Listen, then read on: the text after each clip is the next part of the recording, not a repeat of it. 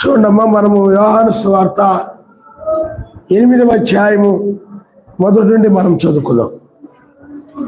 మెస్సయ్య ఒలీవల కొండకు వెళ్ళెను. చూడండి, తెల్లవారుగానే మెస్సయ్య తిరిగి దేవాలయంలోనికి రాగా ప్రజలందరూ ఆయన వద్దకు వచ్చింది కనుక ఆయన కూర్చుండి వారికి బోధించుండెను. శాస్త్రులను పరిశీలను వ్యభిచారమందు పట్టబడిన ఒక స్త్రీని తోడుకొని వచ్చి ఆమెను మధ్య నిలబెట్టి, బోధకుడా, ఈ స్త్రీ వ్యభిచారము చేయుచుండగా పట్టబడిను. అట్టి వారిని రాళ్ళు రువ్వి చంపవల్లని ధర్మశాస్త్రములో మోషే మనకు ఆజ్ఞాపించును కదా, అయినను నీవేమి చెప్పుచున్నావని ఆయన అడిగిరి. ఆయన మీద నేరం మోపవల్లని ఆయన్ని శోధించు ఇలాగ అడిగారు. అయితే మెస్సయ్య వంగి నేల మీద వ్రేలితో ఏవో వ్రాయిచుండెను.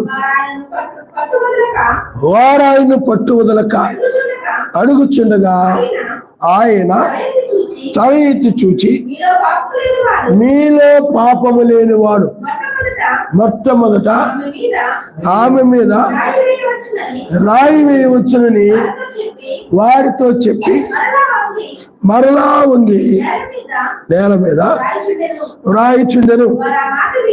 వారు ఆ మాట విని పెద్దవారు మొదలుకొని చిన్నవారి వరకు ఒకరి వెంట ఒకడు బయటికి వెళ్ళి మెస్సయ్య ఒక్కడే మిగిలెను.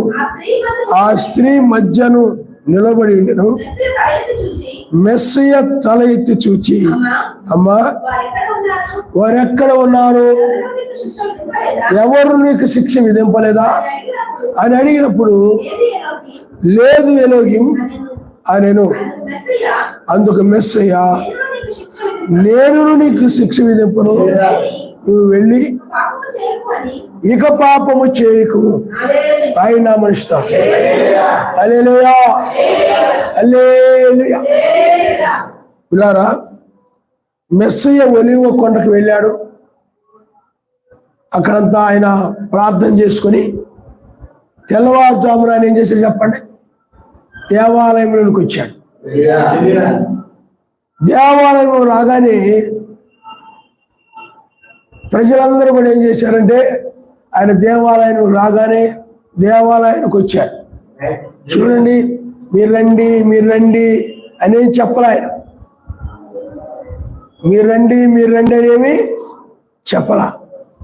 మనకి ఆయన అవసరం కాబట్టి, రక్షణ అవసరం కాబట్టి, పరలోకం అవసరం కాబట్టి, అర్థమైందా? కాబట్టి వాడు కూడా స్వస్థత అవసరం ఆ రోజుల్లో, వర్తమానం అవసరము, లేకపోతే ఏదో ఒక అవసరం. అందును బట్టి వాళ్ళు ఏం చేశారు చెప్పండి? తెల్లవారుగానే ఆయన అక్కడ రాగానే అందరూ కూడా వచ్చేసారు. చాలా మంది వచ్చారు. ఎవరు బద్దకించడం, ఇంత పొద్దుటే వచ్చి కూర్చున్నాడు ఏంటి, ఇంత తెల్లారుజామునే రావాలా? నువ్వేది, నీకేం పని ఉందయ్యా మెస్సయ్యా? నీకు ఎవరున్నారు కాబట్టి మాకు బోల్డ్ పనులు ఉంటాయి. నువ్వు ఆ రోజుల్లో ఉన్నట్టు అలాగానే వాడే. నువ్వేది ఒలీవ కొండకి వెళ్ళడం, ప్రార్థన చేసుకోవడం వచ్చేయడమే కదా. మరి ఏమో లేదు, ఎవరు లేరు, ఏమీ లేదు. నీకేమున్నాయా? ప్రార్థన చేసుకుంటావు, వచ్చి కూర్చుంటావు. మరి మాకు ఎన్ని పనులు ఉంటాయి అనుకుంటావు, ఇంత వ్యవహారం ఉండదు అనుకుంటావు అని నువ్వు ఆ రోజుల్లో ఆయన ఎన్ని అనేవాడు. ఎన్ని అనేవాడు ఈ రోజుల్లో. ఎందుకంటే ఈ సంఘాలను కూడా చెప్తున్నాను, ఈ రోజుల్లో ఎన్నో అంటారు. ఆ రోజుల్లో ఉన్నట్లయితే ఆయన ఎన్నో అనేవాడిని, ఆయన్ని ఎన్నో అనేవాడిని, ఎన్నో పేర్లు పెట్టేవారే. ఈరోజు అంటున్నారంటే ఆ రోజుల్లో కూడా అంటారు. ఈరోజు నమ్మట్లేదంటే ఆ రోజుల్లో కూడా నమ్మరు. ప్రణాం గారు అంటారు, నేను ఆ రోజుల్లో ఉండి ఆయన నమ్మేవాడిని, ఆ రోజులలో ఆయన ఎవరో సిలువ వేశారు, నేనైతే ఖచ్చితంగా నమ్మేవాడిని అంటారు. నువ్వు ఇప్పుడు ఈ వర్తమానం నమ్మకపోతే ఆ రోజు కూడా నువ్వు నమ్ము అన్నాడు. ఈ వర్తమానకుని నమ్మకపోతే ఆ రోజు కూడా మెస్సైలు నమ్మేవాడు కాదన్నాడు. ఈ సమయంలో అబ్రాహామున్నా, ఇస్సాకున్నా, యాకోబున్నా, లేకపోతే అపోస్తలుడు పౌలున్నా, మెస్సై ఎవరన్నా ఇదే చెప్తారు. ఇప్పుడు కాలపు ఆత్మను బట్టి, ఇప్పుడు వాగ్దానం చేయబడిన దాన్ని బట్టి ఈ వర్తమానమే చెప్తారు, ఇదే చెప్తారు. అందువల్ల నువ్వు ఇప్పుడు నమ్మినప్పుడు అప్పుడు కూడా నమ్మను. కాబట్టి జనులు అలాగ రాలేదు. అక్కడికి వచ్చిన వాళ్ళందరూ కూడా ఏంటంటే సరుక్కుంటున్నావు, కొనుక్కుంటున్నావు, ఇంత పొద్దుటే ప్రార్థన ఏంటి, ఇంత పొద్దుటే మీటింగ్లు ఏంటి, పడుకోవద్దా, నిద్రపోవద్దా, ఇంత పొద్దుట ఎందుకు 11 గంటలు పెట్టవచ్చు కదా, నేను తీరిగ్గా 10 గంటలకు వచ్చేస్తాను, తీరిగ్గా 8 గంటలు వేసి రెడీ వచ్చేస్తాంటే నీ బద్దకు వదలకూడదు, ఏం వదలకూడదు. అలాగ లేదు జనులు, అలాగ చేయలేదు. వాళ్ళు ఏం చేశారు చెప్పండి? విశ్వాసంతో వచ్చారు ఆయన దగ్గరికి. విశ్వాసంతో వాళ్ళంతట వాళ్ళే ఆయన తెల్లవారుజామున అక్కడికి వస్తాడని వాళ్ళకి తెలిసి జనులందరూ కూడా ఏం చేశారు? ఆయన ఎవరు పిలవలేదు, రమ్మనలేదు, ఏమీ అనలేదు. ఆయన దేవాలయంలో రాగానే ప్రజలందరూ ఆయన వద్దకు వచ్చి కూర్చున్నాడు. ఇక్కడ వచ్చి ఏం చేశారు చెప్పండి? కూర్చునిపోయారు. వచ్చి చక్కగా కూర్చున్నారు. కూర్చున్న తర్వాత ఇంకా వాళ్ళు వచ్చి కూర్చున్న తర్వాత ఆయన బోధించడం ఆరంభించాడు.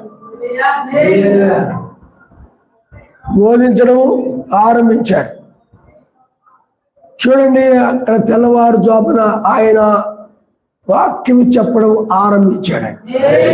అందుకనే ఉదయాన్నే ఆరాధన ఆరంభమైంది అక్కడ. అలా వెళ్ళి ఇలా వెళ్ళి 10 గంటలకో 11 గంటలకో 12 గంటలకు కాదు, ఉదయాన్నే వచ్చి ఆయన సన్నిధిలో ప్రార్థించడం గొప్ప. హల్లెలూయా, హల్లెలూయా.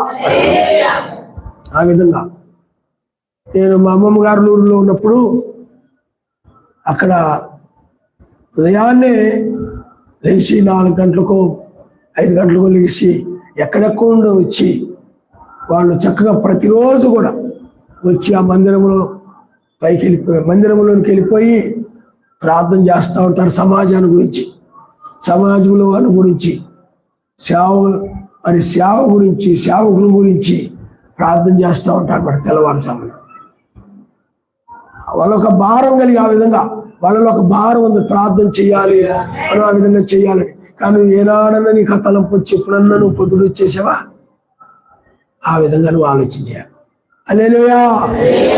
కాబట్టి ఆయన ఎక్కువజామునే వచ్చాడు, తెల్లవారుజామునే ఆ దేవాలయంలోకి వచ్చినప్పుడు ప్రజలందరూ కూడా వచ్చేసారు. వెంటనే వచ్చి కూర్చున్న తర్వాత అప్పుడు ఆయన బోధించడం ఆరంభించారు.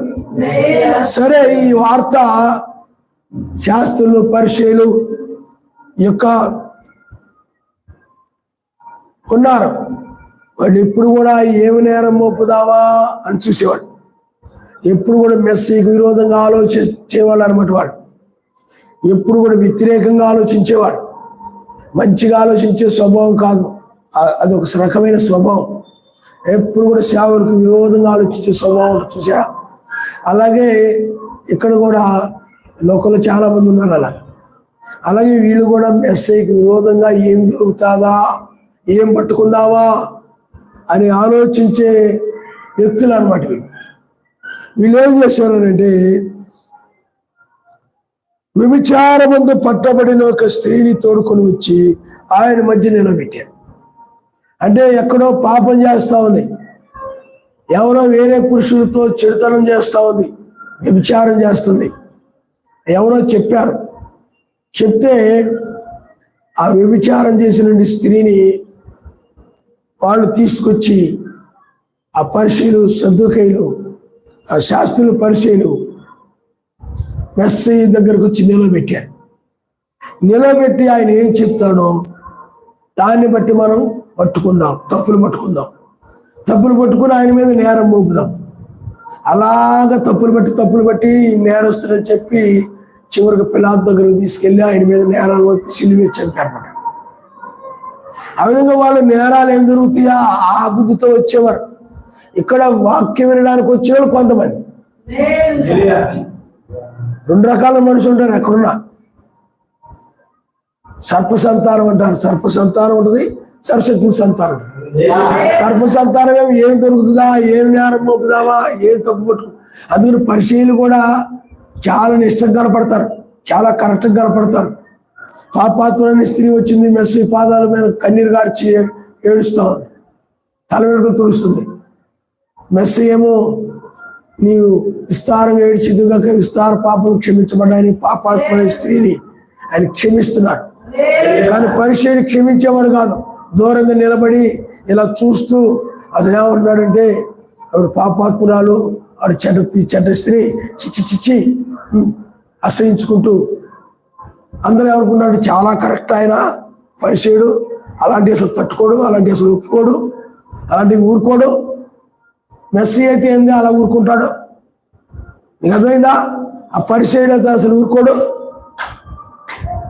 అందుకనే ఏమాత్రం ఆయన ఇంటికి వచ్చినా కానీ ఈయన పాపులను చేర్చుకుంటాడు, పాపులతో మాట్లాడుతుంటాడు, పాపులు బోధిస్తుంటాడు, ఇలా ఉంటుంటాడు. మేమైతే అసలు పాపులను ఊరుకో, అసలు సంగతి తెలుస్తాం, పడుగురికి ఎత్తాం మేము.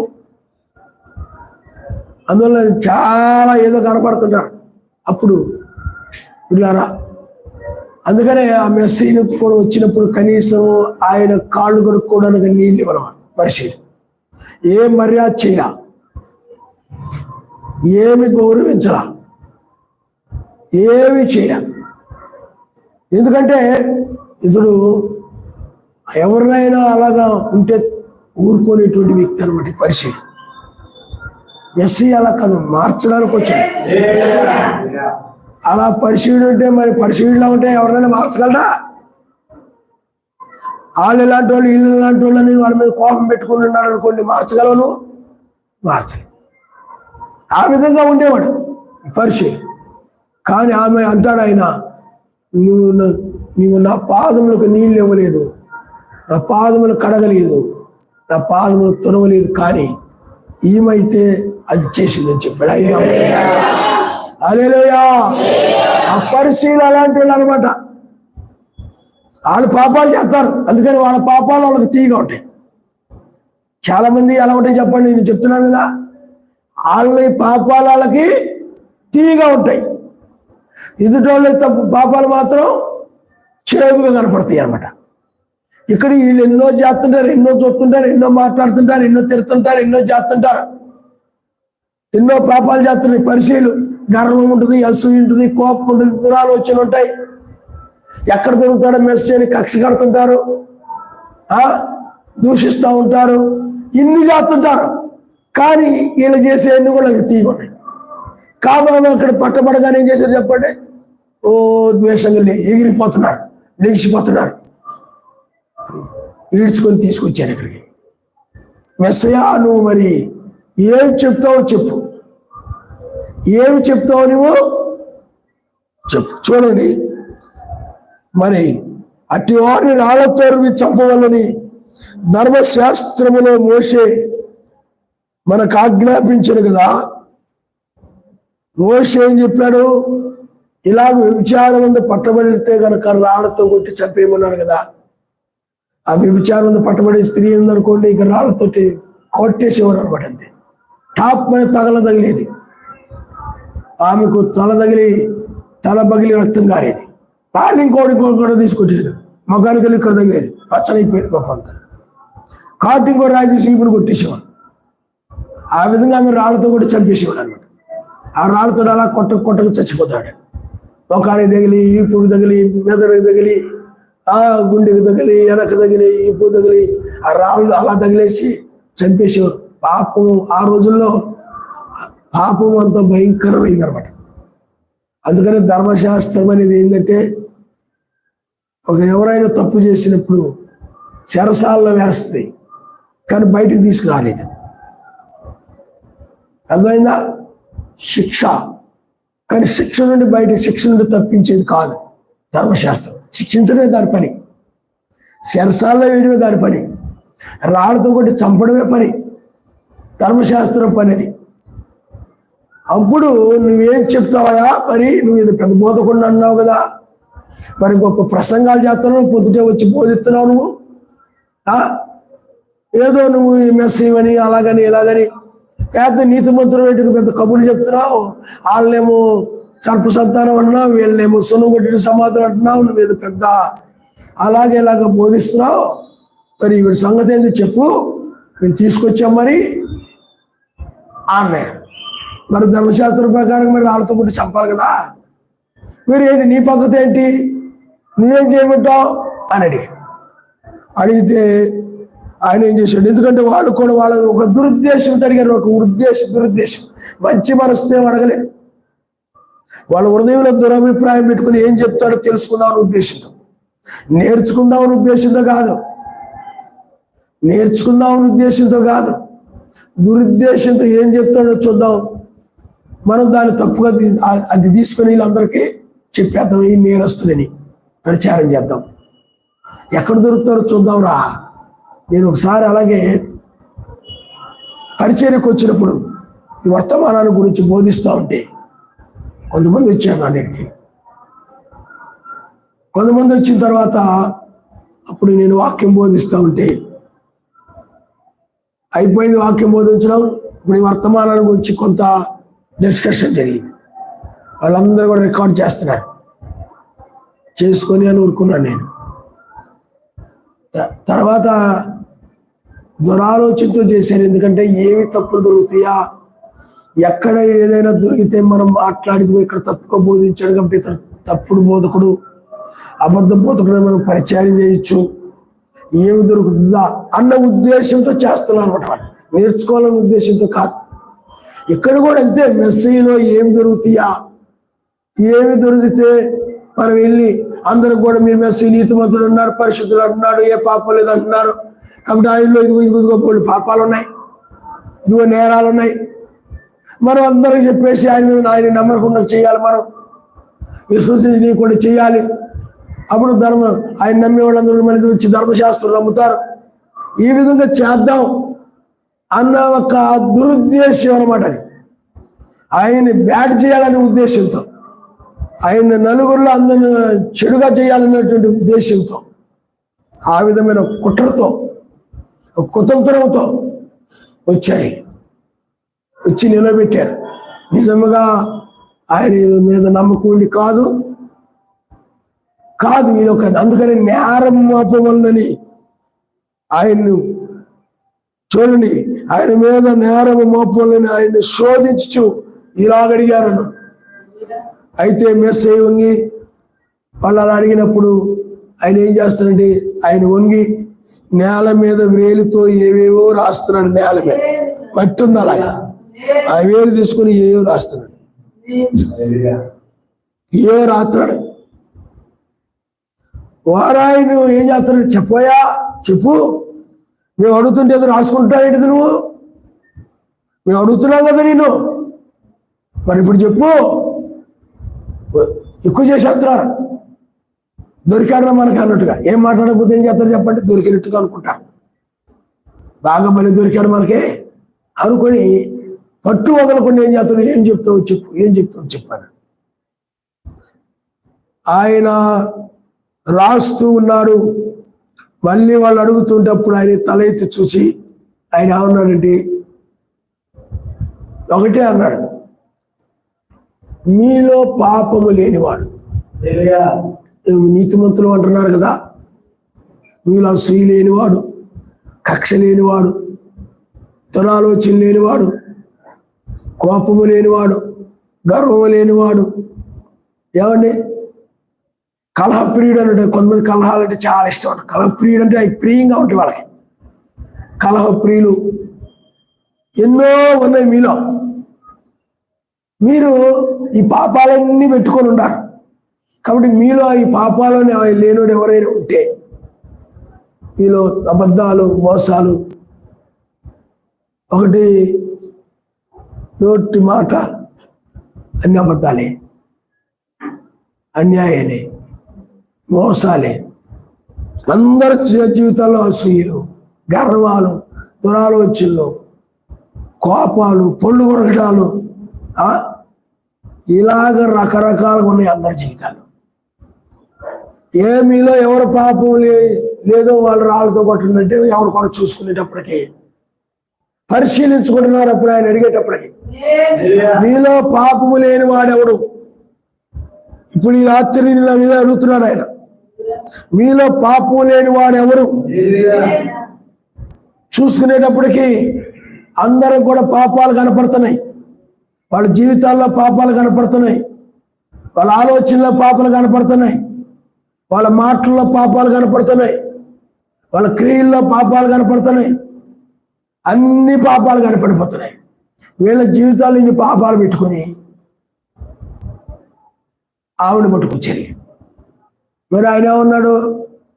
మంచి పని చేశారు అన్నారా? మీలో మొట్టమొదట పాపము లేనివాడు ఎవరు? వాడే రాయితో కొట్టి చంపడానికి అర్హులవుతారు. మీరే అలాగ ఉన్నవారే ఆమె మీద నేరస్థాపన చేయడానికి మీరు సరిపోతారు. ఆమెను శిక్షించడానికి మీరు సరిపోతారు. ఆమెను రాళ్లతో కొట్టి చంపడానికి మీరు సరిపోతారు. మీ జీవితాలే పాపముతో ఉంటే మీరు ఎలా సరిపోతారు అన్నట్టుగా మాట్లాడేటప్పుడు అందరిలో కూడా వాళ్ళలో కూడా తప్పులు ఉన్నాయి, వాళ్ళలో కూడా బోల్డ్ తప్పులు ఉన్నాయి, బోల్డ్ పొరపాట్లు ఉన్నాయి. ఏం మంచేమి లేదు, వాళ్ళ జీవితాల్లో కూడా చెడు ఉన్నాయి. అయితే వాళ్ళు వెంటనే ఏం చేశారంటే చెప్పి మరలా ఉంగి నేల మీద రాయిచుండెను. వారు ఆ మాట విని పెద్దవారు మొదలుకొని చిన్నవారి వరకు ఒకరి వెంట ఒకడు వెళ్ళిపోయారు. బుకాయించినది సంతోషం. కొంతమంది ఏం చేస్తారు తెలుసా?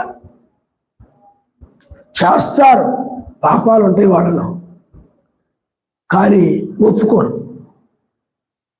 అదైనా పాపంటే ఒప్పుకోరు.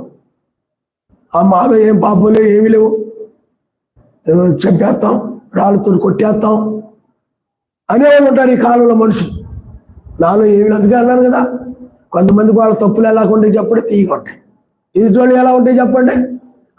చేతులు కనపడుతుంది, పక్క వాళ్ళకి మాత్రం చేతులు కనపడుతుంటాయి. వాళ్ళు చేస్తుంటారు పరిమాణ పనులన్నీ, కానీ వాళ్ళ దృష్టికి వాళ్ళకి పాపంగా కనపడం. చాలా మంది అంటారు ఆయన మమ్మల్ని అలా ఇలా అంటుంటాడు కానండి, ఆయన కూడా బోళ్ళు అలా ఇలా ఉంటాడండి. ఆయన తప్పులేమో ఆయనకి తీగానే ఉంటాయండి. మా దగ్గరకు వచ్చేది విరుచుకు పడిపోతుంటాడండి, విర్రవీగిపోతుంటాడండి. ఏదో నీతిమంతుల్లాగా మేమందరం ఏదో దోషులు అన్నట్టుగా, నేరస్తులు అన్నట్టుగా మాట్లాడుతుంటాడండి. ఆయన ఒక్కడేదో నీతిమంతులు అన్నట్టుగా వ్యవహరిస్తాడు అని వాళ్ళు ఉంటారు కొంతమంది. కదా, ఇలాగ లేదు. వాళ్ళు ఏం చేశారు చెప్పండి? అలాగే ఎదిరించడం కానీ అలాగేమీ లేకుండా వాళ్ళని పరిశీలించుకున్నప్పుడు వాళ్ళ జీవితాల్లో అందరూ కూడా పాపాలు కనపడుతున్నాయి. అప్పుడు అందరూ ఏం చేశారండి? వచ్చి ఎవరైతే చంపాలని ఆయన చంపమని చెప్తారా, ఇంకేం చెప్పడు అని రాళ్ళతో సహా సిద్ధపడి వచ్చారు. వాళ్ళు ఏదో చేయాలన్నట్టు వచ్చారు. కానీ ఆయన ఎప్పుడైతే ఆ మాట అడిగాడో వాళ్ళు నిజాయితీగా, నిజమేరా మనం పాపులు వేరా ఒప్పుకున్నారు, నిజంగా మనం దోషులు వేరా, నిజంగా మనలో పాపాలు ఉన్నాయి, నిజంగా ఆమె మీద రాయడానికి మనం సరిపోం, మనం ఆమె మీద రాళ్ళేసి చంపడానికి మనం సరిపోం అని చెప్పి వాళ్ళు ఎక్కడికక్కడే రాళ్ళు విడిచిపెట్టి వెళ్ళిపోయారు. హల్లెలూయా, హల్లెలూయా. ఏ పేరు చెప్పండి? వాళ్ళు వెళ్ళిపోయారు. కాబట్టి అప్పుడు పెద్దవారు మొదలుకొని చిన్నవారు వరకు ఒకరి వెంట ఒకడు వెళ్ళిరి. మెస్సయ్య ఒక్కడే మిగిలాడు. ఎవరు మిగిలి చెప్పండి? ఆయన ఒక్కడే. అమ్మా కాసేపు కూర్చొని. మెస్సయ్య ఒక్కడే మిగిలాడు. ఏం చేశాడు చెప్పండి? ఆయన ఒక్కడే ఉన్నాడు, అందరూ వెళ్ళిపోయారు. రాళ్ళు తీసుకొని కొట్టాలని వచ్చినాడు. నీతిమంతులు అయినట్టుగా వచ్చారు. మేము నీతిమంతులవి, ఆమె పాపాత్మురాలు, మేము నీతిమంతులవి, ఆమె దోషురాలు అన్నట్టుగా వచ్చారు అందరూ. కానీ వాళ్ళ జీవితంలో కూడా మూడు తప్పులు ఉన్నాయి. అప్పుడు ఆయన ఎప్పుడైతే చెప్పాడో రాళ్ళు అక్కడ వదిలిపెట్టేసి వెళ్ళిపోయాడు. అర్థమైందా? వదిలిపెట్టి వెళ్ళిపోయిన తరువాత ఆయన ఒక్కడే ఉన్నాడు. ఆ స్త్రీ ఆ మధ్యన నిలబడి ఉండెను. మెస్సయ్య తల ఎత్తి చూచి, అమ్మా వారెక్కడున్నారు? అప్పుడు ఇక్కడ ఏమన్నాడు చూడండి, ఆయన మెస్సయ్య తల ఎత్తి చూచి, అమ్మా వాళ్ళు ఎక్కడున్నారు? హల్లెలూయా, వాళ్ళు ఎక్కడున్నారు అన్నప్పుడు ఆమె ఏమందంటే, ఇంకా ఆయన అన్నాడు, ఎవరు నీకు శిక్ష విధింపలేదా? ఏమ్మా నీకు ఎవరు కూడా నిన్ను శిక్షించలేదా? హల్లెలూయా, ఎవరు నిన్ను శిక్షించలేదా? లేదు అనంది. ఎందుకు శిక్షించలేదమ్మా? మీలో పాపము లేనివాడు. ఇలా చేసింది, అలా చేసింది, అందరూ పళ్ళు కొరుకుతున్నారు, గురించి చూస్తున్నారు. ఆయన ఎప్పుడేమి తీస్తాడో రాళ్ళు తీసి కొట్టేద్దాం చూస్తున్నారు. కానీ ఆయన ఆ మాట అనగానే వదిలేసి ఏం చేశారు చెప్పండి? వదిలేసి ఎక్కడ వాళ్ళు అక్కడే వెళ్ళిపోయారు. అమ్మా నిన్నెవరు శిక్షించలేదా అని అంటే, అప్పుడు ఆయన ఏమన్నాడు చూడండి, ఆమె ఏమందంటే, లేదు మెస్సయ్య అన్నాడు.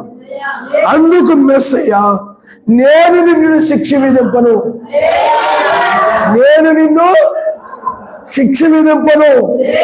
ఎన్ని ఆట మీరు గమనించాలి. ఎందుకంటే మరి వాళ్ళు శిక్షించలేదంటే వాళ్ళు పాపులు కాబట్టి శిక్షించలేదు. మరి మెస్సయ్య కూడా పాపే శిక్షించలేదంటారా? మెస్సయ్యలో కూడా పాపాలుండి మరి నేను కూడా ఆమెను శిక్షించడానికి అర్హుడు కాదు, నేను దోషిని అని చెప్పి ఆయన శిక్షించలేదంటారా? కాదు, వాళ్ళ పాపములను బట్టి శిక్షించలేదు. కానీ ఈయనైతే ఆమె పాపములను చేవ్రాతలో క్షమించేశాడు. ఆయన హల్లెలూయా, హల్లెలూయా. పాపములను బట్టి వాళ్ళు శిక్షించలేదు, పాపులను క్షమించడానికి ఆయన ఇచ్చాడు. కాబట్టి అమ్మా నేను నిన్ను శిక్షించను చెప్పాడు. ఇంకా నీవు వెళ్ళి ఇక పాపము చేయకము. హల్లెలూయా, నీ పాపములు క్షమించబడ్డాయి, నీ వ్యభిచారము క్షమించబడింది, నీ అసూయ క్షమించబడింది, నీ కోపము క్షమించబడింది, నీ గర్వము క్షమించబడింది, నీ దురాలోచన క్షమించబడ్డాయి. ఇక నువ్వు దురాలోచన కలిగి ఉండకుండా జీవించు. నువ్వు ఇక పాపము చేయకుండా మంచిగా బ్రతుకు, మంచి జీవితాన్ని జీవించు.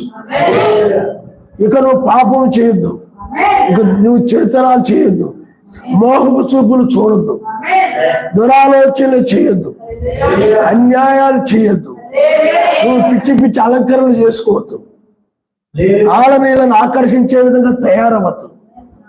ఏమండి, నువ్వు రకరకాల కొప్పులు, పాంపడగ కొప్పులు, అలాంటి కొప్పులు, ఇంటా కొప్పులు నువ్వు పెట్టద్దు, ఐబ్రోస్ అలాంటివి చెక్కోవద్దు. ఇలాంటివి ఏమి నువ్వు పాపపు సంబంధమైన ఏమి నువ్వు చేయొద్దు అని చెప్పాడు ఆయన. హల్లెలూయా, హల్లెలూయా.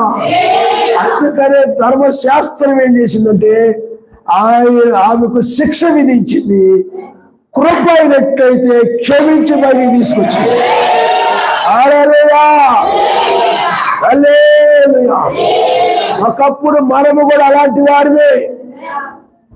ఒకప్పుడు నీవు నేను అందరము కూడా ధర్మశాస్త్రాన్ని బట్టి రాళ్లతో కొట్టి చంపబడడానికి కావలసి తగిన వారమే మనం. ఇంకా అర్థమైందా? మనము పాపములను బట్టి ధర్మశాస్త్రాలను బట్టి మనం శిక్షించబడాలి. అయితే ఆయన వచ్చి రక్తము చిందించి ఆ శిక్ష నుండి రాళ్లతో కొట్టి చంపకుండా ఆయన ఎలాగైతే ఆ శిక్ష నుండి తప్పించాడు కృప ద్వారా, అదే కృప ద్వారా మనల్ని కూడా విడిపించాడు. ఆయన రక్తము ద్వారా విడిపించాడు. విడిపించి ఇంకా ఆ ఏదో నమ్ముకున్నావు కదా సరిపోతులేమో అనలేదు, కానీ నీవిక పాపము చేయకుండా జీవించు. నీవిక కోపముతో జీవించకుండా సహనముతో జీవించు, ప్రేమతో జీవించు, జాలితో జీవించు, కనికరంతో జీవించు, క్షమిస్తూ జీవించు, ఇక పాపము చేయొద్దు. అంతేగాని నీ స్టోరీ జీవించిన పర్లేదులేమ్మా, వెళ్ళి బాగా బతుకు పర్లేదులే అని అనలేదు ఆయన. వెళ్ళిపో అయ్యా వందనాలయ్యా, నువ్వు ఉండవు కాబట్టి ఏదో అలా సరిపోయింది, కానీ వాళ్ళతో కొట్టి చెప్పేవాళ్ళయ్యా, పర్లేదు వెరీ గుడ్ అని అనలేదు ఆయన. ఏమన్నాడు చెప్పండి? ఇక నువ్వు పాపము చేయదు, క్షమించాను నేను. ఎవరు వస్తున్న పిల్లలు కూడా మీరు కూడా వినాలి, బాప్తిజం పొందిన పిల్లలని మీరు కూడా వినాలి. ఇక పాపం, ఎందుకంటే ఆయన చేవ్రాత ద్వారా ఆమె యొక్క పాపం ఎలా క్షమించాడో, ఆమె వధువుకు సాదృశ్యం, మనందరికి సాదృశ్యం. అలాగే నీ పాపమును కూడా కల్వరి శిలువలో ఆయన క్షమించాడు, వాక్యము ద్వారా క్షమించాడు. ఇది ఆయన యొక్క చేవ్రాత, పరిశుద్ధాత్మ యొక్క చేవ్రాత. రాసిన వాడు పరిశుద్ధాత్మే, శరీరాలు ఉపయోగించుకున్నాడు, కానీ రాసింది ఎవరు చెప్పండి? పరిశుద్ధాత్మ. అర్థమైందా మీకు? కాబట్టి పిల్లారా చాలా జాగ్రత్తగా వినాలి.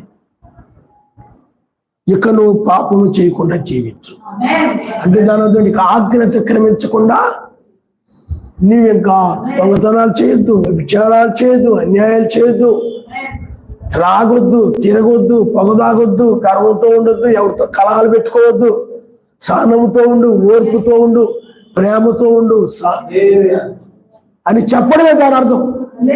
పాపం చేయొద్దంటే బైబిల్ అంతటా పాటించమని అర్థం.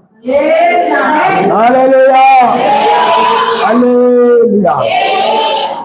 కాబట్టి ఆమెను ధర్మశాస్త్రము ఏం చేసింది చెప్పండి? శిక్ష విధించి. ధర్మశాస్త్రం పెట్టి పాపం చేస్తే ఏం చేయాలి? శిక్షించాలి. మన పరిస్థితి కూడా అదే. అంటే మన ధర్మశాస్త్రం కింద లేవు కానీ వాస్తవానికి. కానీ కృప ఏం చేసింది చెప్పండి? శిక్ష నుండి అంటే చెర నుండి బయటికి తీసుకొచ్చింది. అది చెరసాల వేయగలుగుతుంది అంతే, బయటికి తీసుకురాలి ధర్మశాస్త్రం. రాళ్ళతో కూడా చంపుతుంది అంతే, శిక్ష విధిస్తే కానీ ఇంక బయటికి తీసుకురాదు ధర్మశాస్త్రం. కానీ కృప ఏం చేసింది చెప్పండి? దాని నుండి బయటికి, ఆ కృప ద్వారా మనం బయటకు వచ్చాం. అలాగే లేకపోతే మనము నిజంగా ఆ రోజుల్లో ఆమె రాళ్ళతో కొట్టి చంపడం కానీ వాస్తవాన్ని చెప్పడం నరకంలో పని అయిపడ్డాం అనమాట. నీ పాపాలను బట్టి నువ్వు నరకంలో ఉండాలి. యాక్చువల్లీ అర్థమైందా? నీ పాపాలను బట్టి నువ్వు ఎక్కడ ఉండాలి? నరకంలో ఉండాలి. ఆమెను ఆ రోజుల్లో ధర్మశాస్త్రం రాళ్ళతో కొట్టి చంపడం. మరి మన అన్యులం కదా, నీ పాపాలను బట్టి నువ్వు ఎక్కడ ఉండాలి? నరకంలో ఉండాలి. కానీ ఆయన కృప ఏం చేసింది చెప్పండి? క్షమించి, అంటే నువ్వు ఒప్పుకున్న ద్వారా ఆయన క్షమించాడు.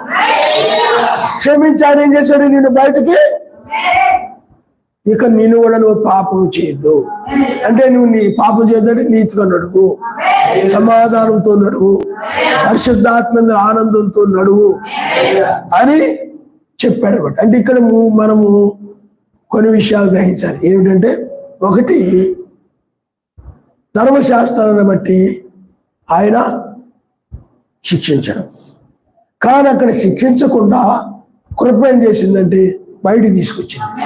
ఆ బయటికి తీసుకొచ్చి క్షమించింది. క్షమించడమే కాకుండా నీకు పాపము చేయొద్దని చెప్పింది అనమాట. కృప నేను క్షమించాలి ఇంకా ఇష్టం వచ్చినట్టు జీవించడానికి కుదరదు. నువ్వు ఇక పాపము చేయొద్దు, నీవు ఒక పాపిగా మారడానికి వీలేదు. అంటే నెక్స్ట్ టైం నువ్వు అలాగ ఉన్నట్టయితే విడిచిపెట్టేస్తాను, నేను పరలోకానికి వెళ్ళిపోతాను, నువ్వు విడవబడతావు. అదన్నమాట చెప్తుంది. నేనేం చేశాడు చెప్పండి? నువ్వు నరకంలో పడుతున్న శిక్ష, కానీ ఆ శిక్ష నుండి ఆయన కృప ఏం చేసింది? తప్పించింది. పాపము చేయొద్దని బోధించింది. అయినా నువ్వు మాట వెళ్ళలేదనుకో విడవబడతావు. పాపము చేయని వారు వెళ్ళిపోతారు. ఇది హల్లెలూయా, హల్లెలూయా. అందువల్ల ఇప్పుడు పాపము చేయని వారిని తీసుకుని వెళ్ళడానికి ఈ రెండవ రాకడలో ఆయన. అర్థమైందా? ఎందుకంటే 1000 ఏళ్ల పాలనలో పాపులు ఉండరు, 1000 ఏళ్ల పాలనలో దొంగలు ఉండరు, వ్యభిచారులు ఉండరు, విగ్రహారాధికులు ఉండరు, నరంతకులు ఉండరు, కోపిష్ఠులు ఉండరు, గర్విష్ఠులు, కలహప్రియులు ఉండరు, వీళ్ళెవ్వరు ఉండరు. ఆడికి వచ్చినా కూడా ఇంకా అయ్యే చేస్తుంటారు, వాళ్ళ పని అదే. అక్కడికి వచ్చినా కానీ ఏం చేస్తారు చెప్పండి? అదే పని, దొంగతనాలు చేయడం, అన్యాయాలు చేయడం, మోసాలు చేయడం, కోపం పెట్టుకోవడం, కక్ష కట్టడం, తర్వాత మోహం చూపులు చూడటం, ఇలాగే ఉంటారు. అక్కడికి వచ్చిన ఆ బుద్ధులు కలిగిన వాళ్ళందరినీ ఇక్కడ వదిలేస్తాడే. ఎందుకంటే అక్కడికి వచ్చినా కూడా చెడగొట్టేస్తారు. అందరు దొంగతనాలు చేస్తారు, మోసాలు చేస్తారు, అన్యాయాలు చేస్తారు. అందుకని ఆ పాపము చేయని వారు వెళ్తారు, కానీ ఈ మారిన వాళ్ళు ఇక్కడే ఉంటారు. అందుకని మీరు వెళ్తా అనుకుంటున్నారు, వెళ్ళరు. అది గమనించుకోవాలి. ఇప్పుడు జరిగేటువంటి విషయం ఏంటంటే, మొట్టమొదటి ఏం చేశారు మీరు గమనించండి. ధర్మశాస్త్రం శిక్ష విధిస్తుంది. ఆ శిక్ష నుండి క్షమించి రక్షించడానికి వచ్చాడు ఆయన. అది మొదటి రాకడ. ఈ రెండవ రాకడలో ఆయన ఏం చేస్తాడంటే, పాపము లేని వారిని తీసుకుని వెళ్ళడానికి వచ్చాడు. హల్లెలూయా. అల్లే నా జీవితం నా ఇష్టం, నువ్వెవరు నాకు చెప్పడానికి? నా బ్రతుకు నా ఇష్టం, నా ఇష్టం వచ్చి నేను ఉంటా, నేను మగాడిని. అర్థమైంది? అలా కుదరదు. అర్థమైంది పిల్లారా? నేను అలాగా ఇలాగా కుదరదు. అందువల్ల ఇక్కడ మన పట్ల ఆయన చూపిన ప్రేమను బట్టి మనం అలా అనడానికి లేదు. ఆయన్ని నా జీవితం నా ఇష్టం అనడానికి లేదు. ఆయన ఇష్ట ప్రకారమే నువ్వు నడవాలి, ఆయన చిత్త ప్రకారమే నడవాలి, ఆయన ఆలోచన ప్రకారమే నడవాలి. ఆయన ఎదిరించడానికి లేదు, ఆయన బెదిరించడానికి లేదు, ఆయన ఎదిరించడానికి లేదు, బెదిరించు. నువ్వు నీతిమంతురాలివి అయితే మనం ఆయన్ని ఎదిరించలేము.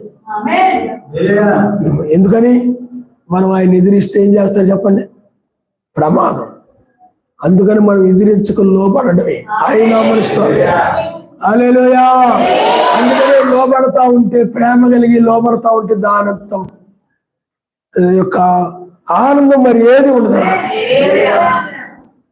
అందుకని ఇక్కడ ధర్మశాస్త్రము కృప రెండూ కనపడుతున్నాయి.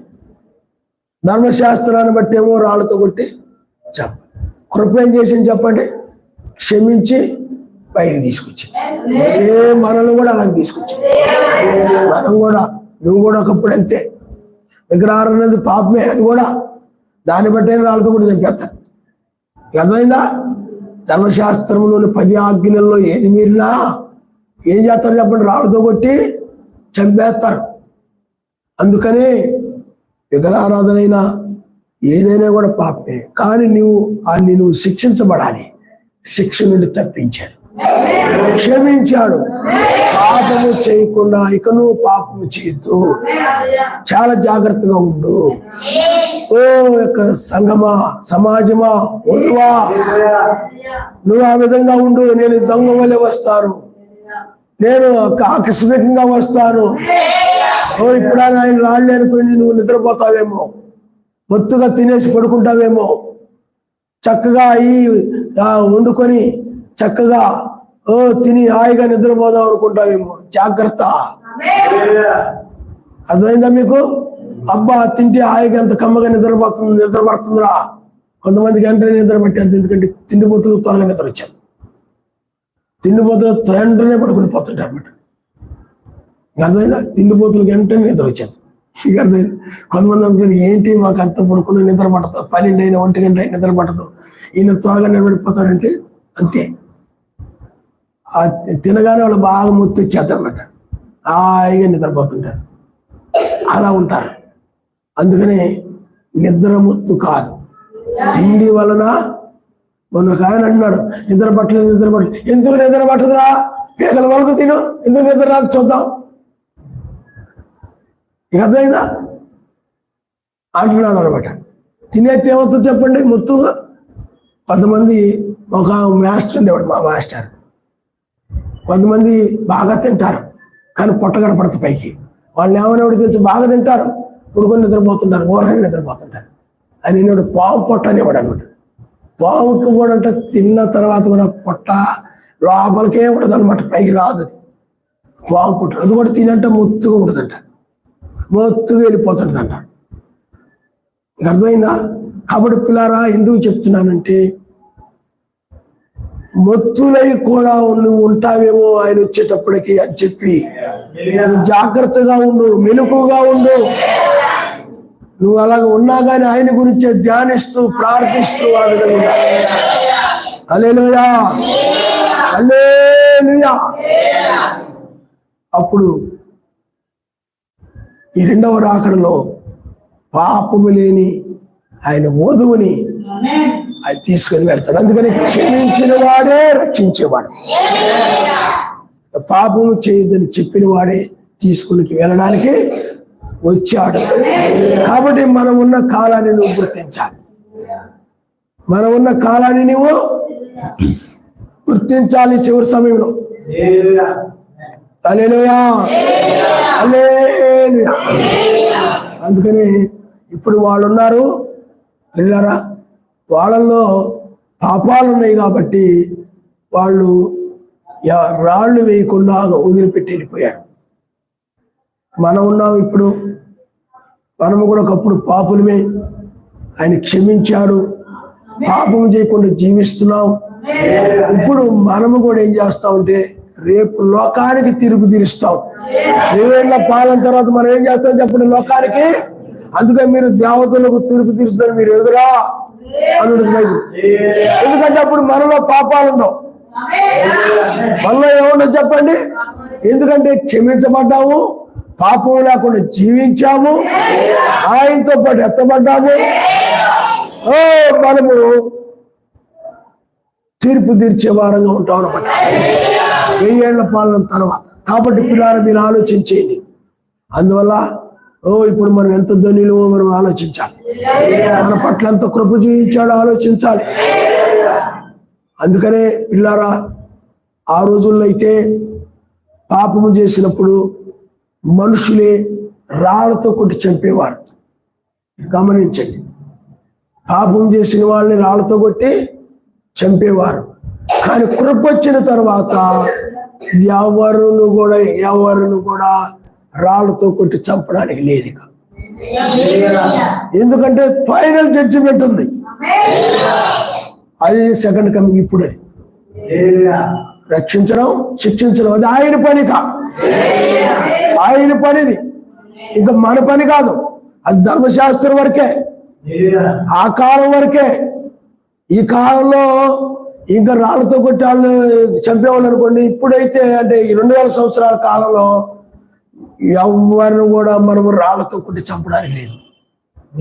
ఎందుకంటే ధర్మశాస్త్రం కింద లేవు, మనం కృప కింద ఉన్నాం. క్షమించడమే మనం నేర్చుకున్నాం కదా, క్షమించడము, సహించడము. అందుకనే నేను చూడు ఆ పాపాత్మురాలని స్త్రీలలో క్షమించాను, మరి మీరు కూడా అలా క్షమించాలి కదా. నిన్ను క్షమించాను కదా, నువ్వు పాపాత్మురాలివి, లేకపోతే పాపపు జీవితాన్ని కలిగినటువంటి వధువుగా ఉన్నావు, కాబట్టి నేను క్షమించాను కదా. లేకపోతే ధర్మశాస్త్ర ప్రకారం నేను రాళ్ళతో కొట్టి చంపాలి, కానీ నేను క్షమించాను కదా. మరి అలాంటప్పుడు నువ్వు కూడా క్షమించాలి కదా. అందుకు క్షమించాలి తప్ప రాళ్ళతో కొట్టి చంపడానికి. ఆయన కూడా రాళ్ళతో కొట్టి క్షమించాడు. అమ్మ నేను కూడా నిన్ను శిక్ష విధింపను. అందువల్ల శిక్ష మనం విధించకూడదు. 2000 సంవత్సరాల్లో మనం ఏ శిక్ష కూడా మనం విధించకూడదు. కాబట్టి మనల్ని ఎవరు విధించట్లేదు అనుకోవచ్చు, కానీ శిక్షించి ఆయన ఉన్నాడు గుర్తుపెట్టు. అందుకనే ఆ రోజుల్లో వాళ్ళు శిక్షించేవారు జనులు ధర్మశాస్త్రం ప్రకారం, కొత్త నిబంధన ప్రకారము ఆయన శిక్షిస్తారు, జనులు శిక్షించరు. లేఖనం ఆ విధంగా చెప్తుంది. కావాలంటే మీరు ఒకసారి చూడండి, ఎబ్రీయులకు రాసిన పత్రిక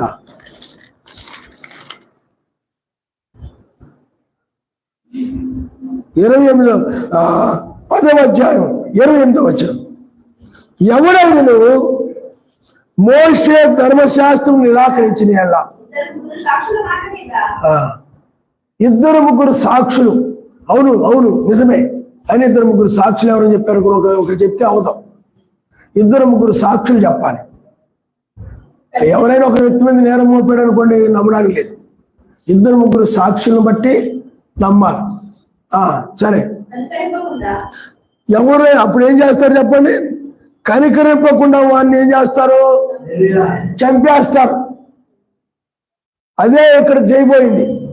ధర్మశాస్త్రాన్ని ఎవరైనా కనుక నిరాకరించినట్లయితే వాళ్ళు ఏం చేసేవారంటే కనికరించకుండా, బాబోయ్ నేను చచ్చిపోతున్నాను, బాబోయ్ నన్ను కనికరించండి, బాబోయ్ నన్ను వదిలేయండి, బాబోయ్ నన్ను వదిలేయడు.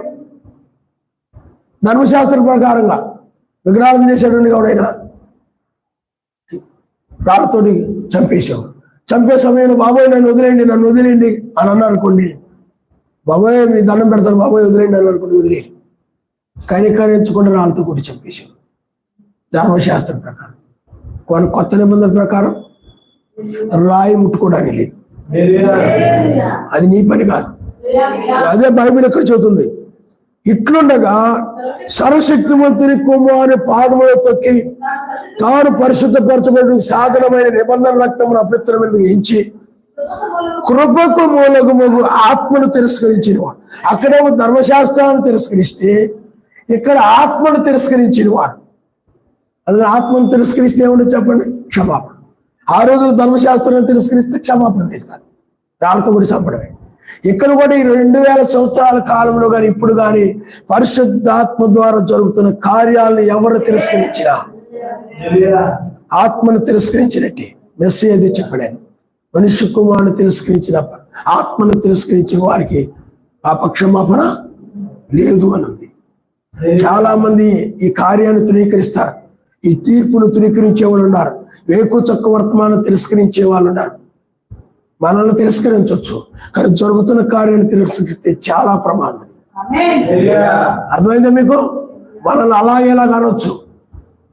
చేస్తున్న కార్యము దయ్యమును రకరకాలుగా అన్నారు అనుకోండి, ఆయన కార్యాన్ని, ఆయన బోధని, దుర్బోధన ఏదో ఒకటి అన్నారు అనుకోండి, దురాలోచన పెట్టుకొని అది అలా కాదు ఇలా కాదు, నువ్వు ఈ బోధకు తీర్పు తీర్చావు అనుకో, ఇది తప్పు ఇది ఒప్పు, ఇలా కాదు అలా బోధించాలని తీర్పు తీర్చావు అనుకో, నీకు పరిశుద్ధ ఆత్మను తిరస్కరించినట్లు లెక్క. ఆయన వాక్యానికి నువ్వు తీర్పు తెచ్చినట్టు, ఆయన మాటకు నువ్వు తీర్పు తెచ్చినట్టు, ఆయన బోధకు నువ్వు తీర్పు తెచ్చినట్టు, నువ్వు జడ్జివా? అర్థమైందా మీకు? కాబట్టి అందుకని ఆత్మను తిరస్కరించినట్లయితే చూడండి ఎంత ఎక్కువైన దండంటే ధర్మశాస్త్ర ప్రకారం రాళ్లతో కొట్టి దండించే దానికంటే ఇది ఇంకా చాలా భయంకరంగా ఉంటుందంట. అందుకని ఇప్పుడు రాబోయే శిక్ష ఇప్పుడు నువ్వు కనుక పాపము చేయకుండా ఉండి ఎత్తబడితే, పరిశుద్ధుడుగాని ఉండి పరిశుద్ధురాలుగా సహోదరులు ప్రతి ఒక్కరు పరిశుద్ధమైన వధువుగా ఉండి ఎత్తబడితే చాలా మంచిది. ఆత్మను తిరస్కరించుకోండి. ఆత్మ ఏ కాలం సూచించవచ్చునో దాన్ని నువ్వు పట్టుకోవాలి. ఆ కాలాన్ని నువ్వు తిరస్కరించడానికి లేదు. ఆత్మ సూచిస్తున్న కాలం ఇది, తెల్లవారుజామని సాయంకాలం అని ఇవన్నీ సూచిస్తుంది. ఎవరు చెప్పండి? పరిశుద్ధ. ఈ తెల్లవారుజాము తిరస్కరిస్తున్నావు అంటే నీ ఏదో పట్టినట్టే. ఊరుకోడు ఆయన. అందుకని దండిస్తాడు. అది ఎవరి పని చెప్పండి? ఆయన. హల్లెలూయా. మీరు తెలుసుకోవాలి. అందుకని ఆయన ఇప్పుడు శిక్షించమన్నాడు. కానీ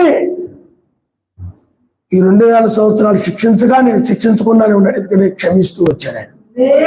కానీ ఇప్పుడైనట్లయితే మనల్ని రక్షించిన తర్వాత లోకమును ఆయనక శిక్షించబోతాడు. ఇక కనికరించడు. ఆ రోజుల్లో ఎలాగైతే కనికరించకుండా రాళ్లతో కొట్టి చంపేవారు ధర్మశాస్త్ర ప్రకారంగా, రేపు శ్రమకాలంలో కూడా జనము త్రాగడానికి నీరు లేక నీరంతా రక్తంగా మార్చబడి ఉంటుంది, త్రాగడానికి ఉండదు. వడగండ్లు, కరువు, వర్షాలు పడవు, ఆహారం దొరకదు, ఒకరినొకరు పీక్కొని తింటారు. చాలా భయంకర పరిస్థితులు శ్రమకాలంలో. నాయన నన్ను క్షమించిన ఆయన మనం కనికరము దొరకదు.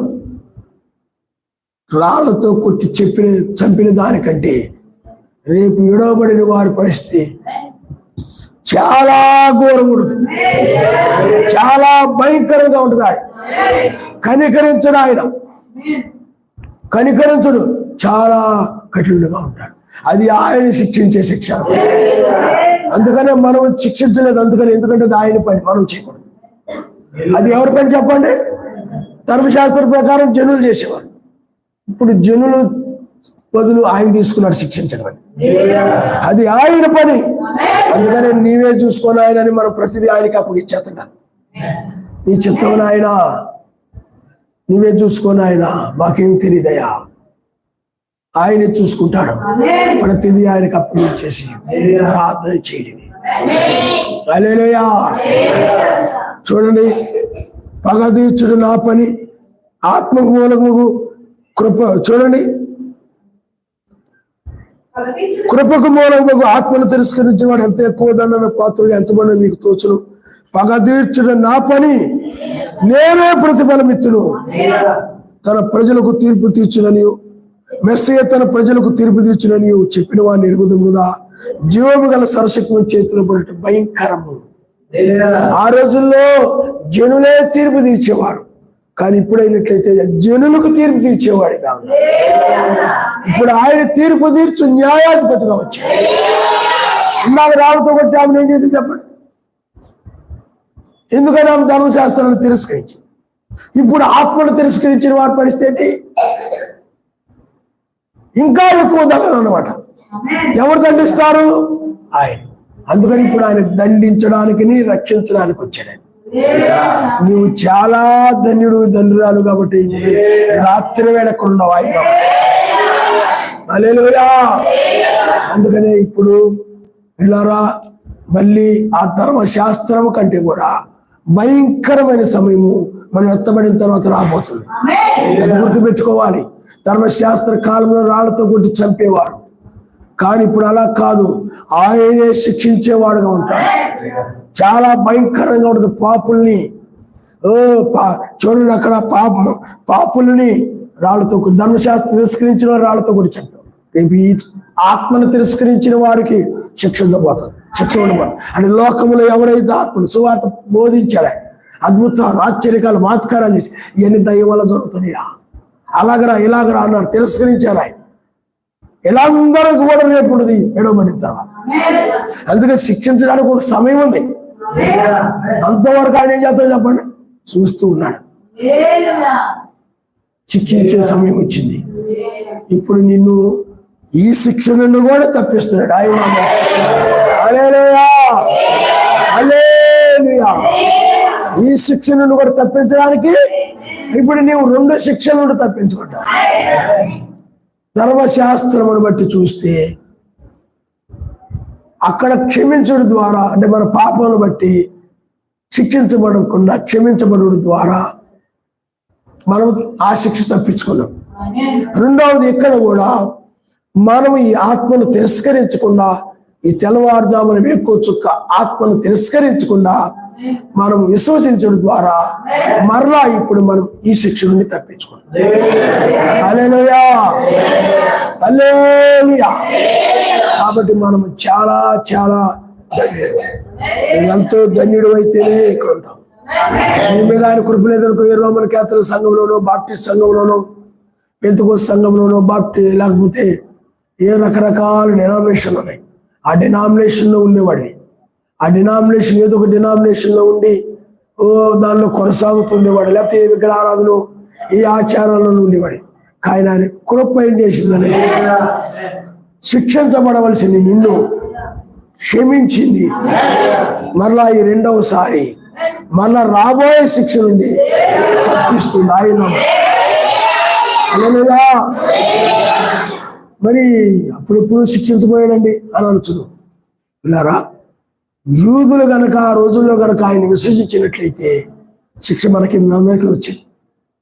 వాళ్ళని కఠినపరిచి మనల్ని క్షమించాడు కాబట్టి, ప్రభు మనకి ఇచ్చాడు కాబట్టి ఆ శిక్షను మనం తప్పించుకున్నాం అనమాట. యూదులు అంగీకరించినట్లయితే అన్ని జనుల పని అయిపోయేది, వేల పాలన ఎప్పుడు ఆరంభమైంది. అర్థమైంది మీకు? ఇప్పుడు నిత్యత్వంలో ఉండేవాళ్ళు వాస్తవానికి. కానీ వాళ్ళని కఠినపరిచి నిన్ను క్షమించాడు, శిక్షించకుండా వాళ్ళని కఠినపరిచాడు. ఇప్పుడు మరలా శిక్ష అంటే ఒక విధంగా చెప్పండి, ఆ శిక్ష మన నిమిత్తం వాయిదా వేయబడింది. అప్పుడు శిక్షించబడకుండా మరలా ఇప్పుడు కూడా శిక్షించబడకుండా నిన్ను తప్పించాడు ఆయన. హల్లెలూయా. అందుకనే నువ్వు ప్రేమ ఆయన నీవేంటి చెప్పండి, ప్రేమ. అందుకనే పాపి అయినప్పుడు కూడా అందుకని ఆయన లోకం ఎంతో ప్రేమించాడు. చూడండి, ఆయన పాపుల పట్ల ప్రేమ కలిగిన వాడు. రాళ్ళు కొట్టి చంపుతా ఉంటే రా వాళ్ళు చాలా కరెక్ట్ రా, అసలు అలాంటి అలా ఒప్పుకోర్రా అనుకుంటాం ఈ రోజుల్లో నోటి. అందుకని వాళ్ళు అసలు ఊరుకోర్రా, అందుకని రాళ్ళు తీసుకొని వచ్చేసారా బాబు, వాళ్ళు అసలు పాపాన్ని సహించరా బాబు, చాలా ఇదిరా బాబు పరిశీలంటే అని అనుకుంటాను. వాళ్ళు చాలా భక్తి పనులు, చాలా కరెక్ట్ అనుకుంటాను. నువ్వు ఆ రోజుల్లో ఉంటే అలా అనుకునేవాడి. కానీ అలా కాదు. ఆయన పాపుల పట్ల ప్రేమ కలిగిన వాడు, జాలి కలిగిన వాడు. అది వాళ్ళకి లేదు, పరిశీలికి లేదు. నీతిమంతులే ప్రేమిస్తారు తప్ప పాపులంటే ఊరుకోరాళ్ళు, అసలు ఒప్పుకోరాళ్ళు, అలాంటి వాడు. కానీ మెస్సీ అయితే వాళ్ళు క్షమించాడు, నిన్ను క్షమించాడు. నువ్వు కూడా ఆ రోజుల్లో ఉంటే రాళ్ళతో కూడా చంపేస్తాడు. కానీ ఏం చేశాడు ఆయన? క్షమించాడు. అందువల్లే క్షమించి ఆయన ఏమన్నాడు, నువ్వు పాపం చేయి. ఇప్పుడు వచ్చి రెండోసారి వచ్చి రాబోయే శిక్ష నుండి తప్పిస్తున్నాడు. అందుకని మనం నువ్వు ఆత్మను తిరస్కరించిన వాక్యాన్ని తిరస్కరించడం లేదు కాబట్టి రాబోయే కృత నుండి తప్పించుకో. లేకపోతే భయంకరమైన శిక్ష, సర్వశక్తిమంతుడి శిక్ష ఎలా ఉంటుంది? చాలా భయంకరంగా ఉంటుంది. మనుషులు రాళ్ళతో కొట్టి చంపడం కాదు, ఇంకా అయింది చాలా ఘోరంగా ఉంటుంది. ఎవరు తట్టుకోలేడు, చాలా భయంకరంగా ఉంటుంది. నువ్వు అందుకని అల్లాటప్పగా తీసుకున్నావేమో. వాక్యం అంటే, భక్తి అంటే ఎందుకు చెప్తుంటా ఆయన అలాగే చెప్తా ఉంటాడులే అని అనుకోకండి. రాబోయే శిక్ష చాలా ఘోరంగా ఉంటుంది. భక్తుడు అన్నాడు, దాని గురించి రాయడానికి నా దగ్గర మాటలు లేవు, ఎంతో భయంకరంగా ఉంటుంది అన్నాడు. కొంతమంది అంటారు దెబ్బ తగిలింది అనుకోండి, ఎలా తగిలింది అంటే ఇక్కడ తగిలింది ఇలా లాగేస్తుంది అంటారు. అంటే చెప్పడానికి మాటలలో ఇలా లాగేస్తుందని చెప్పడానికి. రేపటి దినాలంట ఆ శిక్ష వచ్చినప్పుడు అది ఎలా చెప్పాలో మాటలు ఉండవంట. అంత భయంకరమైన శిక్ష ఉంటుంది. నువ్వు మొత్తుగా ఉన్నావు, నిద్ర మొక్క వేసుకుని ఉన్నావు, జాగ్రత్త. ఆమెను చెప్పకుండా అల్లెల్లి చెప్పడు, అల్లెలియా అమేన్ అమేన్. కోడిపిల్లలాగా ఎర్ర కోడిపిల్లలు ఉంటాయి, అవి కూడా అంతే కిచకిచకిచలాడుకుంటాయి. నువ్వు కూడా అంతే అల్లులి ఆమెను చెప్పుకున్నావు అనుకోండి, ఆ వాక్యానికి చెప్పేది ఒక స్వరమెత్తి చెప్పమంటే చెప్పవు అమేన్ అల్లులియా. ఆ కోడిపిల్లలు కూడా ఎర్ర కోడిపిల్లలు చూసి నేను చాలాసార్లు వాటి నుంచి కూడా జాలి పడుతుంటా. నాకు చాలా జాలి అవుతుంది. ఎందుకంటే నిజంగా పిల్లారా, అవి చిన్న పిల్లలు, రంగురంగుల పిల్లలు చాలా చక్కగా ఉంటాయి. కానీ పాప తల్లి ప్రేమ తెలియదు వాటికి, తల్లి ఉండదు వాటికి. మీకు అర్థమైంది? ఎప్పుడైనా ఆలోచించారు మీరు? తల్లి ప్రేమ ఉండదు వాటికి. కరెంటుతో వచ్చేస్తాయి గుడ్లుని. కరెంటు ద్వారా ఏం చేస్తారు? వేడి కలుగు చేసి ఆ యొక్క పిల్లగా మారేలాగా గుడ్డు చేసి ఆ విధంగా బయటకు తీసుకొచ్చేస్తారు. తల్లి ఉంటుందా? మనమైతే కోడి తన పిల్లలు తన రెక్కల కింద చేర్చుకోవాలి. అనేక మార్లు నేను తలంచుతుంది కానీ రానులేదు అన్నాడు ఆయన. మనకు ఆయన ఒక తల్లి వలె ఆయన. మనకు ఆ ప్రేమ తెలుసు, ఆయన రక్షణ మనకు తెలుసు. ఇల్లు వచ్చిందనుకోండి ఎగిరెగిరి తల్లి అతను పిల్లల దగ్గర రాకుండా, అది తెలుసు. మనకు ఆయన ప్రేమ తెలుసు. ఆ పిల్లలకి ఎవరు తెలుసా? అలాగే నువ్వు కూడా ఫారం కోళ్ళు ఏదంట పిల్లలు అంటారు, వాటిని కరెంటు పిల్లలు ఏదో అంటుంటారు. అలాంటి పిల్లల్లా పెరిగితే నీకు ఆయన ప్రేమ తెలియదు. ఆయన ప్రేమలో పెరిగిన వాళ్ళం మనం. హల్లెలూయా. అందుకనే మనం ఆయన పిలిచినప్పుడు కోడి తన పిల్లలు తన రెక్కలకు చేర్చుకోవాలి తల్లించినట్టుగా అనేక మారు నేను పిలిచాను. కానీ యూదులు ఏం చేయలేదు చెప్పండి? రాలేదు, మొహం తిప్పుకుని వెళ్ళిపోయి. నువ్వు పాపే, నువ్వు మాకు బోధించేటి, నువ్వు నీతిమంతుడువా? పాపులతో కలిసి పూజిస్తున్నావు, పాపుల్ని చేర్చుకుంటున్నావు, పాపుల్ని క్షమించేస్తున్నావు. నువ్వేంటి సహిస్తున్నావు? నువ్వు అలాంటి నువ్వు మాకు బోధించేదంటే మేము అది పాపులు నూరుకోవు. అసలు రాళ్ళతో కొట్టే చంప మనుషులు మేము, కనికరం లేని మనుషులు, కషాయ మనుషులు మేము. అందువల్ల నీవేదో అవతల బాగున్నారు. ఆయన అన్నాడు, నా రెక్కల కిందకు మీరు రండి. ఏడ్చాడు ఆయన వాళ్ళని చూసి, కన్నీరు గార్చాడు, ఆయన దగ్గర రాలేదని, ఆయన తట్టు తిరగలేదని ఏడ్చాడు. ఆ తల్లి ప్రేమ ఈనాడు వాళ్ళు ఎరగని వారై నిరాకరించారు. కానీ మనం ఆయన రెక్కల దగ్గరకు వచ్చాము, ఆయన ప్రేమలో పెరుగుతున్నాం. ఆయన ప్రేమ మనకి తెలుసు, కరెంటు కోడి పిల్లలకి తెలియదు. అందుకని మనం జాలి పడడం తప్ప మనం ఏమి చేయలేం. ఈనాడు కూడా మనం జాలిపడి క్షమించడమే. మెసేజ్ పరిశీలు సద్వికాయలు చూశాడు. వీళ్ళకి ఆ కోడి పెట్ట యొక్క ప్రేమ వీళ్ళకి తెలియదు, కోడి ప్రేమ వీళ్ళకి తెలియదు. వీళ్ళు కరెంటు కోడి లాంటి వాళ్ళు, వీళ్ళకి తెలియదు. క్షమించి వదిలేసాడంతే. వీళ్ళు ఏం చేస్తున్నారో తెలియని క్షమించాడు, జాలి పడ్డాడంతే. ఓ కోడి బుట్టలు వేసుకొని తీసుకొచ్చాడు. రంగు రంగులు రంగులు రంగులు రంగులు రంగులు రంగులు చూసి అబ్బా అబ్బా బాగుందని అనుకుంటారు, కానీ దానికి తల్లి ప్రేమ లేదు.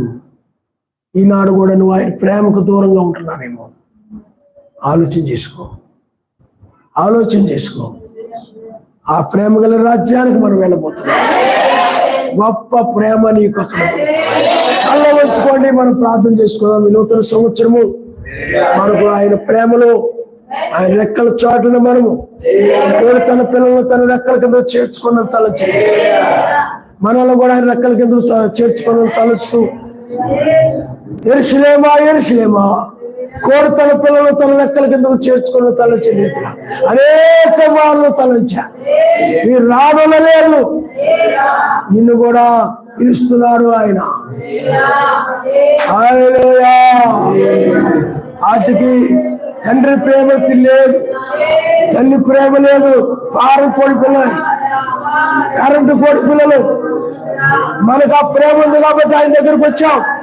మనకు ఒక తండ్రి కావాలి, ఆయనే మన తండ్రి, ఆయనే మన తల్లి. ఆయన ప్రేమలో మనం ఎదుగుతున్నాం, ఆయన రెక్కల చోట్ల మనము ఎత్తబడతాము. హల్లెలూయా.